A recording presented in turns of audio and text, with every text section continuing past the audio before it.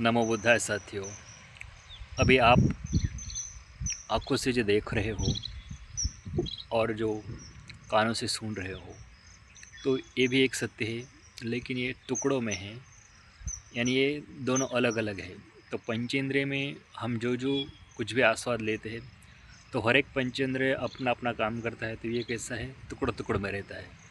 और जिसके ऊपर हमारा मन प्रोसेस करता है वो भी टुकड़ों में रहता है। तो ये कैसे अलग अलग है, अलग अलग इसमें ये होता है। तो हर एक जो शरीर का पार्ट है या शरीर की जो पंचेंद्रिय है, ये वो एक दूसरे का काम नहीं करते हैं। ठीक उसी तरह एक कोई संत व्यक्ति भी अपने सांस के सहारे देखता है, तो स्मृति आती है।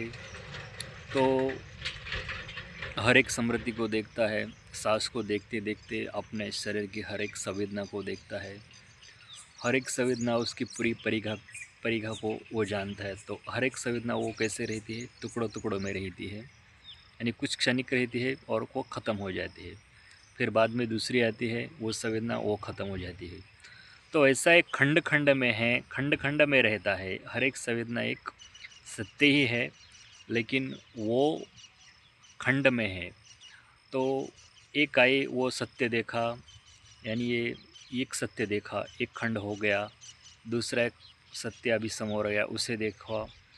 तो ये देखते देखते सचखंड की यात्रा, यानी सत्य की यात्रा, यानी खंड खंड को खोजते खोजते जो अखंड है, यानी जो जो जिसका कोई ध्रुव नहीं है, या वो अनारंभी, अभी उस वो अनारंभी अवस्था है। तो यानी जो अखंड है। तो देखो, संत के जो काव्य होते हैं या संत की जो रचना होती है, उनके जो सूत्र होते हैं, तो वो अखंडादि होते हैं। यानी वो एक ऐसी रचना बनाते हैं या अपने मुंह से ऐसे शब्द निकालते हैं जो कहीं किधर भी टूटते नहीं हैं, और वो खुद भी ऐसे अखंड अवस्था पे पहुंचते हैं, अभंग अवस्था।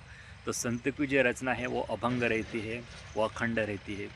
तो इसी रचना के ऊपर अभी कॉलेज यूनिवर्सिटी में संशोधक या लेखक उनके रचनाओं के ऊपर पीएचडी करते हैं।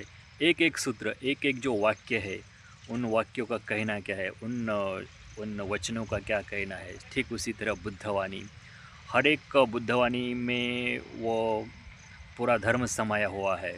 ठीक उसी तरीके से हर एक जो संत है उसके पूरे वाणी में पूरा धर्म समाया हुआ है। तो इसी धारणा के साथ आप सभी का कल्याण हो, आप सभी का मंगल हो।